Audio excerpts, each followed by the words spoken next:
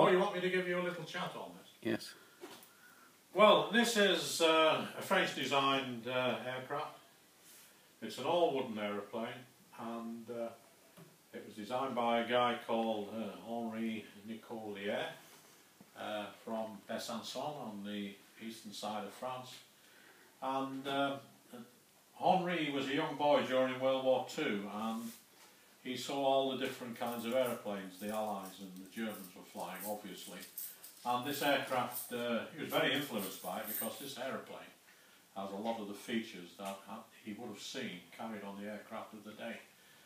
This particular aircraft was designed 20 years ago. It's an all-wooden aeroplane, and as you can imagine, it's a two-seat aircraft. The aeroplane has a wingspan of 27 feet.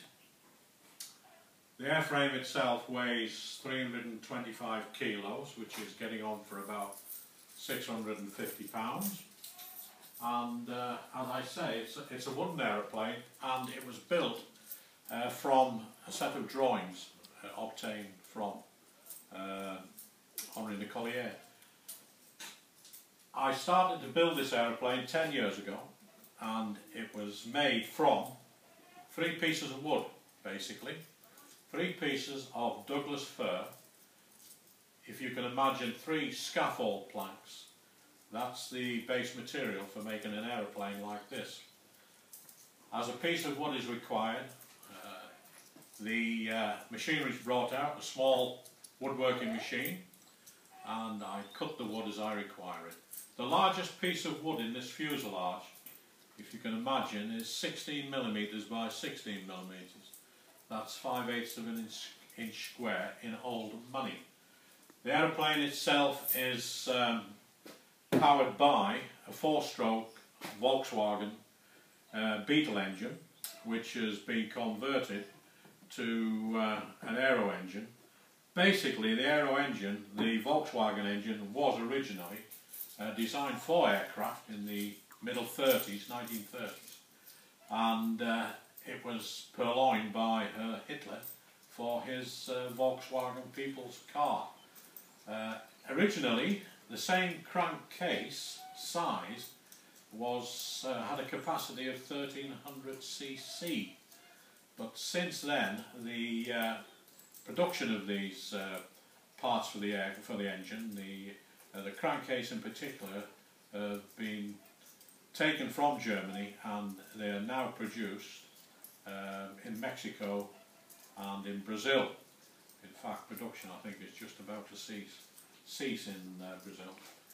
And the crankcase is made from a magnesium alloy, which is the same stuff that powers sparklers on bonfire night. It's a very difficult material to extinguish once it becomes ignited.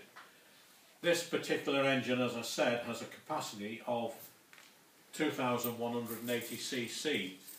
The internal parts of the engine are very specialised in as much as they are completely redesigned for the strains and stresses of modern aviation, and they use modern aviation alloys in all the reciprocating parts of the engine.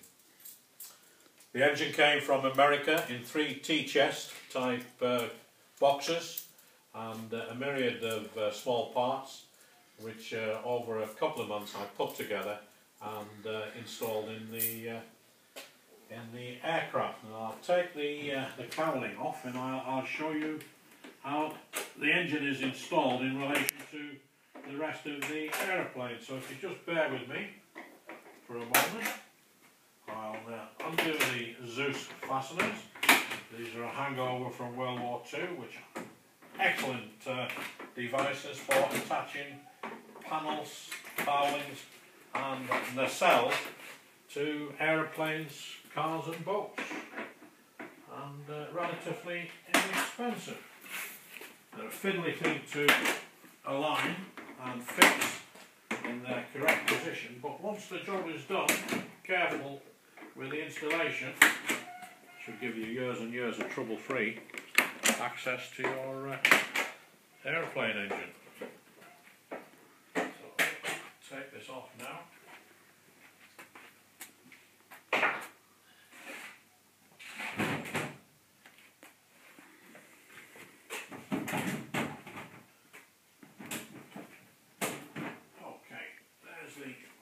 cover the cowling off.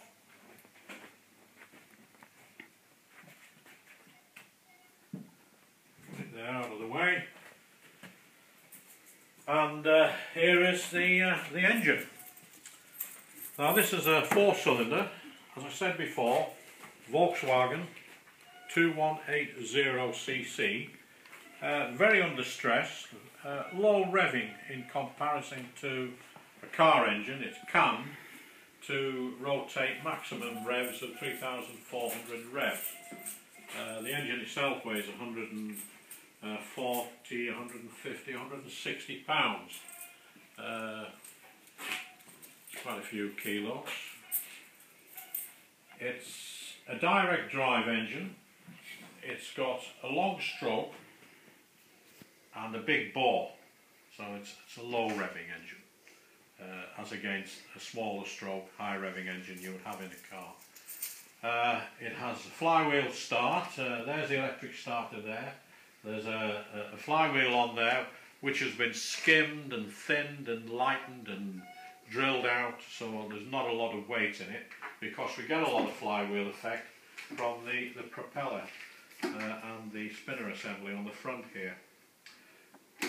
These are the air intakes from the carburettor, which is located underneath the engine, and it takes the fuel air mixture in there, and the exhausts come out of these to either side. Openings here and exhaust under the aircraft. This has a 2-battery system, and it also has differentiating from an auto engine.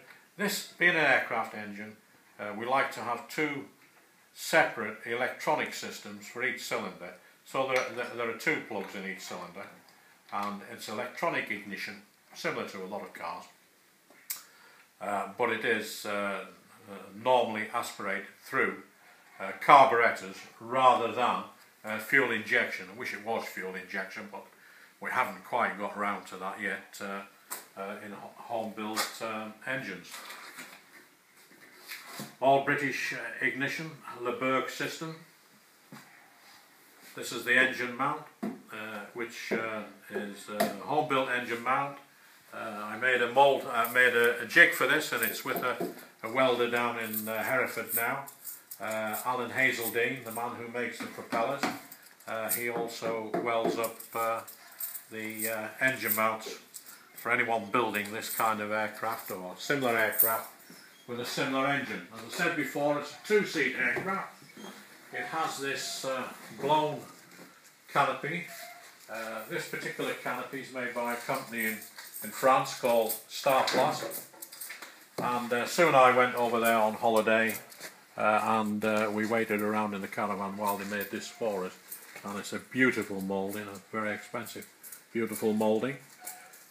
Standard instrument layout. I wanted an aeroplane which to my mind had real instruments in it, and this has the basic classic 6 instruments. You've got the speedometer there, you've got the artificial horizon in the middle, and the rate of climb top right, and then bottom left we have the turn coordinator, and then we have the gyro compass, and then we have the rate of climb, sorry. The top right is the altimeter. Below that we have a line of switches which control the electrics. In the centre console we have a lever which determines which of the fuel tanks, the rear or the front, we're going to use. The large black knob in the middle is a throttle, the T-handle on the right is mixture, and the small button, aluminium button on the left is the carburettor heat control. So we can put some heat into the carburettor, and when the engine's running slowly, in cold, moist conditions, we do tend to get carburettor icing. The idea of the heat control is to guard against that. The aeroplane itself, as I said before, is made out of wood. This turtle deck and the front turtle deck, this one here, they're made out of very thin plywood, about 1.1, 1.5 millimetre plywood. The whole wooden airframe is then covered in fabric. This is a heat shrunk nylon type material, which is then proofed in the traditional way with non-shrinking dough, and then it's given 4 coats of silver ultraviolet treatment to stop the sun's rays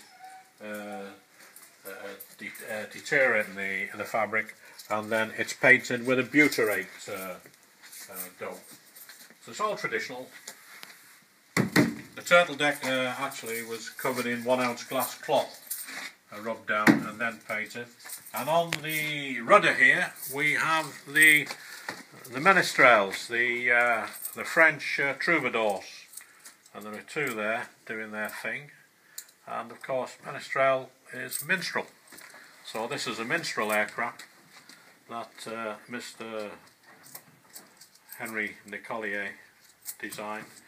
And if you want to see more of the construction of the aircraft, if you go to www.menestrel.smugmug.com. Smugmug is an excellent photographic website hosted by an American family, and for £25 a year you can upload as many photographs as you want, and you can even sell them on the website. Tremendous thing, isn't it? I've carried the colour scheme right onto the wing, sort of a burst pattern, and it's duplicated on the other wing as well.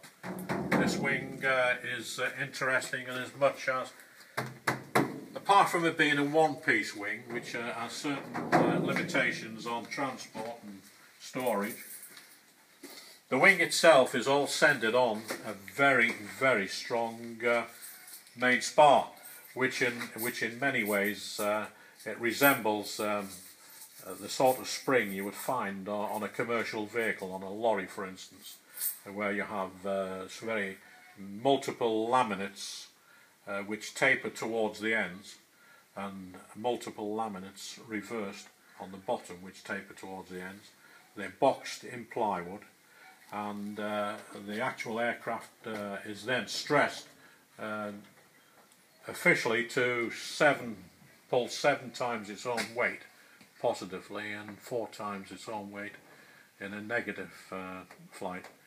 But very strong aeroplane actually, and very light. Well, that'll do you, Mike. Thanks very much, Brian. No problem.